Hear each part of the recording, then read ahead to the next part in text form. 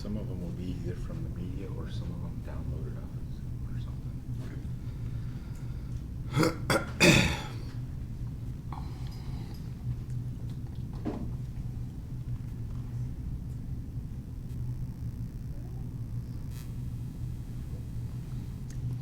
We're good now? You're good.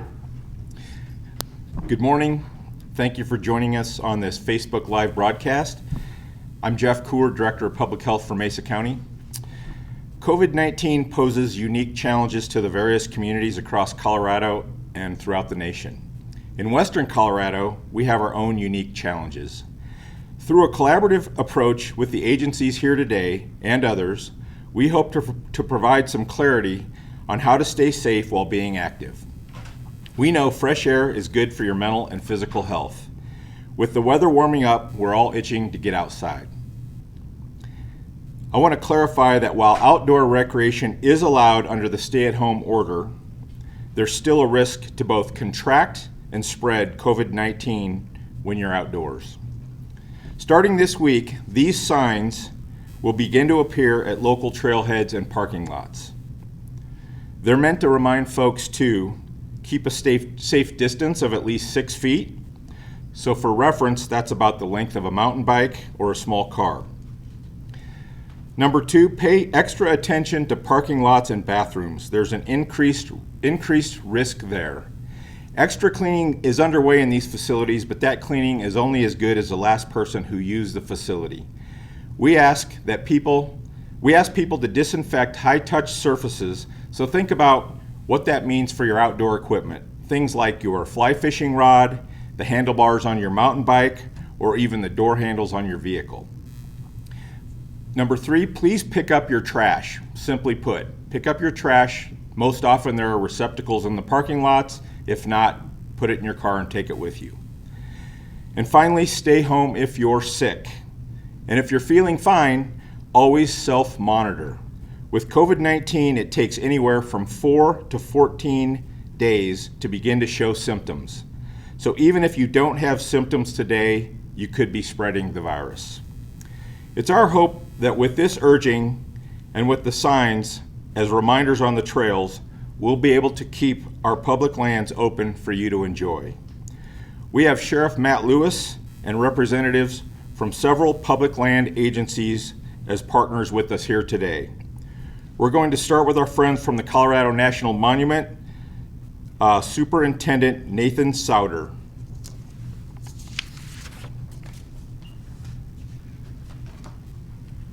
Thanks, Jeff.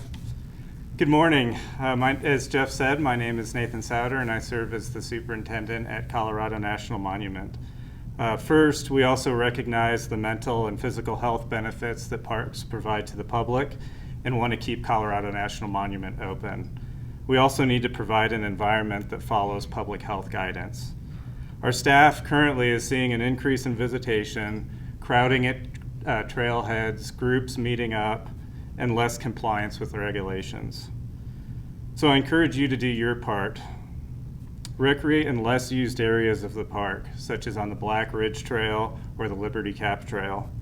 Bypass full parking areas. Right now the congestion is occurring in Lower Monument Canyon, in the Devil's Kitchen parking area, and at the White Rocks area. Recreate during non-peak hours, such as in the morning or in the evening. And familiarize yourself with regulations for our land at the monument by going to nps.gov/COLM. Helen Keller said that alone we can do so little, together we can do so much.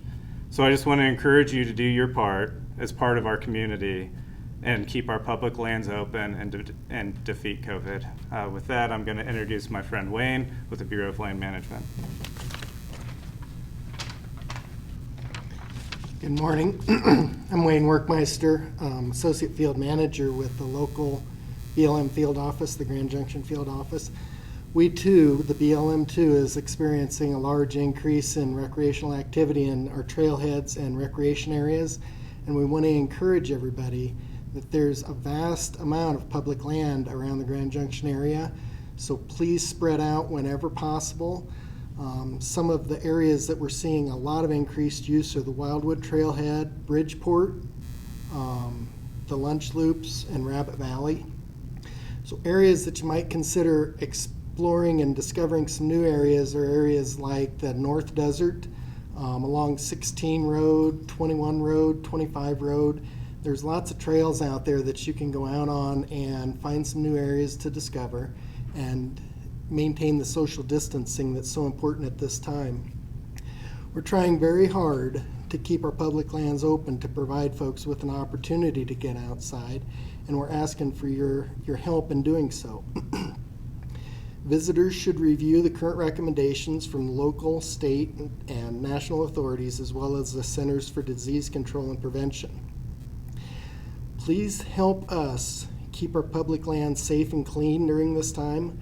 Practice leave no trace. If you pack it in, please take it out. And it wouldn't be a bad idea to pick up a few extra cans and bottles while you're on your trip and help us keep things a little bit cleaner than it was when you got there. We really appreciate it. With motorized vehicles, mechanized vehicles, please stay on existing or designated trails only. Stay on those hardened surfaces. Try to prevent resource damage by getting off trails. This situation, it's evolving rapidly, affecting our organization, our families, our friends, and our communities. We're committed to providing you with regular updates when available. Thank you for your time, and I'd like to introduce Randy Hampton with the Colorado Parks and Wildlife. Thank you.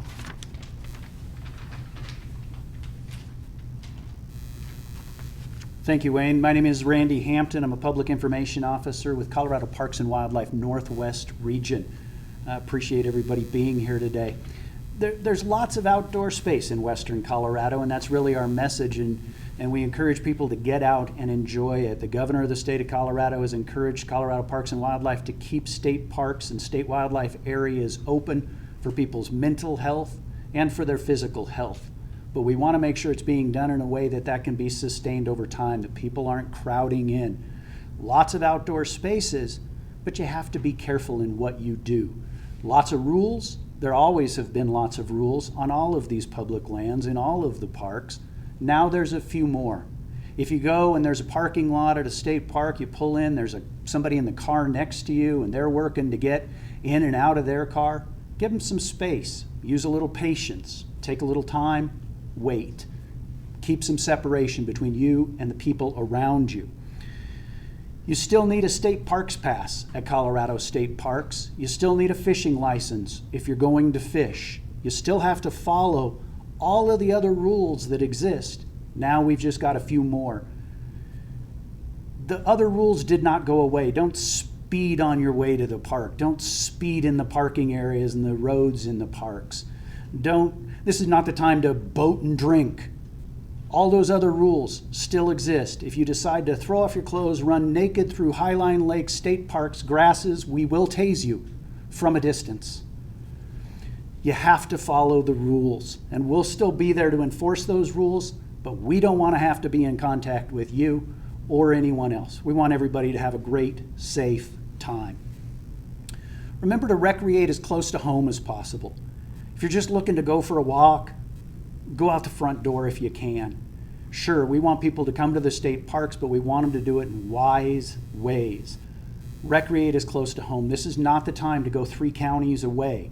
Every mile you put on the roads out there is a risk to you and other people. Stay as close to home as possible. Be comfortable and safe in what you do. This is not the time to learn to base jump because you've got some extra time now. This is not the time to learn to rappel or rock climb. Go do the things you're comfortable with. Don't put yourself in danger, your family in danger, or the people that might have to come and rescue you in danger. Follow the rules and use some good old-fashioned Colorado common sense. Parks are open for health. They're not open for gatherings, social events, parties, festivals, whatever kind of collaboration people can dream up right now. Come out. Take care of your mental health. Take care of your physical health. And that's really the goal that we want to make sure everybody understands. As you've heard, if you're sick, stay home. If you're drinking, stay home. If you are not sure if you should stay home, stay home. But we want to try and keep these state parks, state wildlife areas open for people to come out, as long as everybody follows the rules, and now a few additional rules as far as how far away you have to stay from everybody. With that, I want to turn things over to Mesa County Sheriff Matt Lewis. Thank you. Good morning. As was said, I'm Matt Lewis, your Mesa County Sheriff, and I just want to take a few moments and talk about how the Sheriff's Office is impacted with these same things and the support that we give to our public land management agencies here in Mesa County. We assign deputies to support the operations of everyone you've heard of here today. It's important that during these times that we don't have to put additional resources in place to support these operations because of people irresponsibly recreating out there. We also have the statutory responsibility in Mesa County for search and rescue. You heard now is not the time to take on a new hobby or test your skills. And I will tell you, I want to echo that sentiment because we will have to devote resources and volunteer resources who quite honestly should be at home protecting themselves to go out and rescue people in our backcountry if that occurs. And so I just want to have a real conversation with the people of Mesa County. The reason we're here today, the reason these signs have been printed up and will be installed at parks, trailheads, open areas where people are recreating is because we're not doing a good job at this today. We're seeing resource damage, we're seeing littering, we're seeing people congregating at trailheads, parking lots. We're seeing a lack of social distancing. That's why we're here. And really the messaging from this is to tell you that the rules still apply. We are under a stay-at-home order. It is permissible for you to go outside. If you have reason to go outside, go outside. You've heard from all of our public land management agencies talking about the need for mental health and exercise, and those are permissible right now. But do it responsibly. We don't want more regulation imposed upon us because we can't be responsible with the regulation we currently have. And so it's important that you recognize some of these things. Take your trash with you. If you get to a trailhead and it's congested, go to a different trailhead. Don't join that. If you're on a trail and it's congested, choose another place to recreate. These are some of the problems that we're seeing and we're encountering. If you want to go out and explore some of our wide open BLM land, please don't pull off the road where there is no road. You're going to damage resources. You might get stuck. We might have to come and help you. And so I am here today in support of our public land management agencies. Our deputies, the men and women from all these agencies, are working very hard every day for you to make sure you're safe, make sure this opportunity stays available to you, but we need you as a community to do a better job than what we're seeing out there. Grand Junction, Mesa County, we are better than what we're seeing, and we need to do a better job on our public lands. Thank you. I'll turn it back over to Jeff Coor.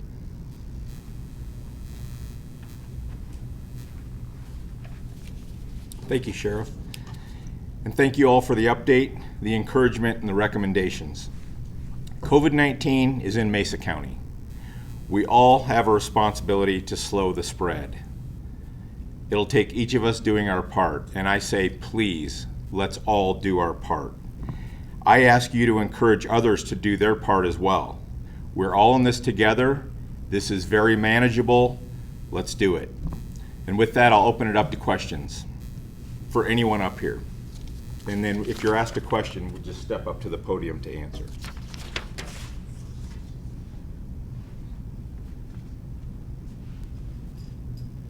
I have a question for Parks and Wildlife. We talked about all the different rules in place. What ways are you guys helping sanitize and keep the facilities open while people are still able to come and visit the parks? For the facilities that are open, visitor centers, area offices are closed to the public, but in the parks where we're able to keep the restrooms open, they're being cleaned regularly, and we're doing the best we can. Recognize some of these are remote places, some of these are places that may not have water.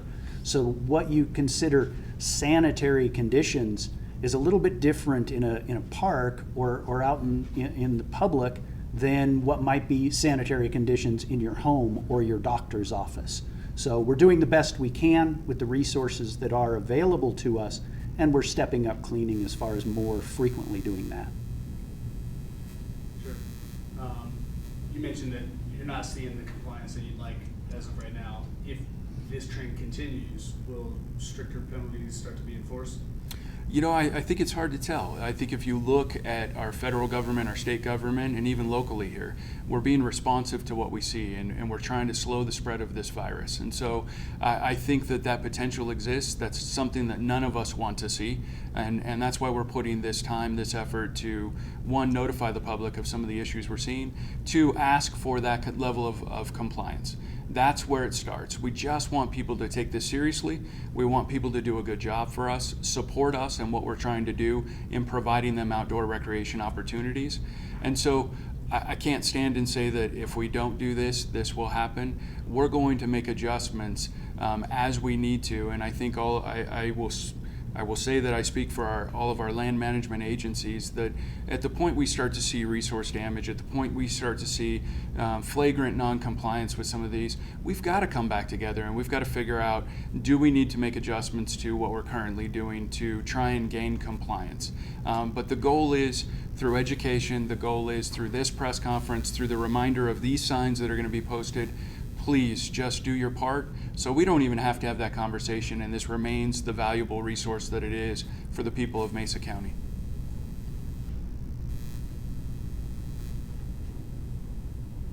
I guess just another question, and this is really up to whoever wants to answer it. What are ways people can make sure they're being sanitary when they're in areas where there's not places to use water, things like that? Do you want to take that? Yeah. So when people are away from their homes or away from public restrooms, be prepared. You should have in your vehicle hand wipes, hand sanitizer, and toilet paper, and possibly fill up a couple of gallon jugs with water. You know, that's the thing, and let's get back to what we mentioned in this thing as well. We can't depend on the restrooms. They're going to be high risk. You know, user beware. So that just means that you've got to maintain that barrier. Your hands are a barrier, and as soon as you touch something, you have contaminated that barrier. You need to then wash with what you have in your car, hand sanitize, use your wipes. Good. Going back to the fishing licensing, is there anything different with that? Is there, obviously your offices are closed, but you can just apply online, is that kind of? Yeah, certainly you still need a fishing license if you're going to be fishing in Colorado. You can buy those online. It's a little bit slow in terms of mail delivery on those, but when you purchase a fishing license online, you're given a temporary authorization number, and that number is valid. Print it out, carry it with you, and you're able to fish. For people that have OHVs that they're trying to get registered, recognize we have just implemented a 30-day extension on those registrations. So if your registration is expired, you don't need to rush into an office. You don't need to do those things. You've got 30 extra days to deal with that as things come due.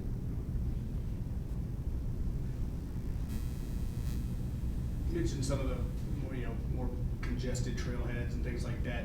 Has there been a thought of using technology to kind of inform the public in like a real-time scenario, like where the hotspots are, maybe, so they can kind of disperse themselves before they even get to that point?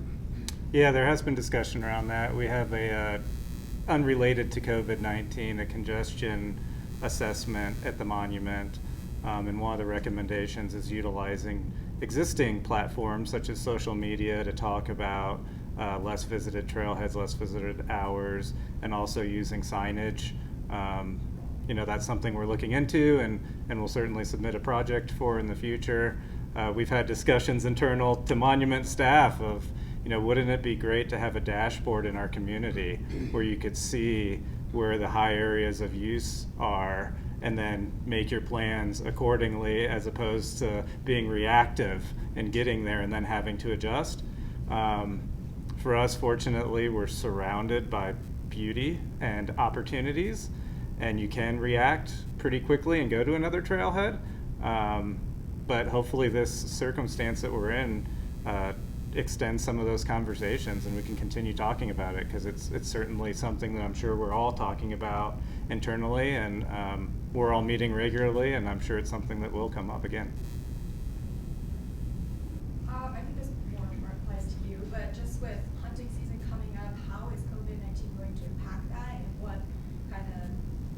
regulations or rules do hunters need to follow? You know, certainly with things like hunting and fishing, we're fortunate they're outdoor events, and they are often things that people can do, you know, alone or in a very small group. So we do not anticipate any change to what we see with fishing and hunting regulations in Colorado due to this.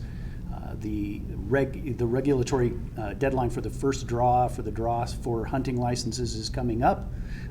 It's about a week away, so we tell people, you know, if you're going to apply for those hunting licenses for those seasons that are coming up in September, October, November, December, apply now. Don't wait till the last minute when everybody's online trying to do it all at the same time. Thank you. Sure. You know, everyone's mentioned the mental and physical health that, you know, the benefits of being on the public. With your officers having to encounter these folks and trying to enforce some of these regulations and things like that, how are your officers' mental health? How are they holding up? How are they doing with the added stress of interacting with people that may be infected and not know it? Yeah, I appreciate the question, and thanks for asking about our deputies.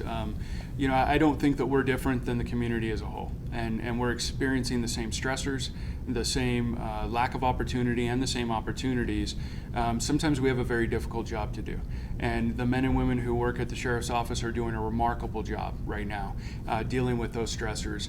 It is not lost on me, and I've talked about this, that we've lost a lot of the outlets for stress in our lives. We've lost our gyms, our churches, our restaurants, places where people congregate, blow off steam together, and have those social environments where they support each other. And so it is vitally important that we take care of this community as a whole. But for our particular deputies, we have some programs internal to us. We have a peer support program that we utilize. We have employee assistance programs. And then we actually have people that we're rotating into work at home assignments to kind of lessen the exposure. Really trying to do the best job looking over the horizon down the road, making sure that we will have the resources to support this community for the duration of this, whatever that duration may be, and that they're fit, they're able to respond to anything in this community and ready to go for the job that we have to do. It's not lost on me that this can be a scary time.